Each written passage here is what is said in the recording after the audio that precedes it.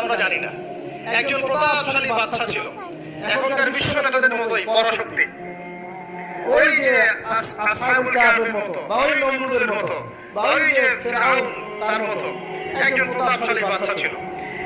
তার অধীনে একজন বড় জাদুকর ছিল। কি ছিল?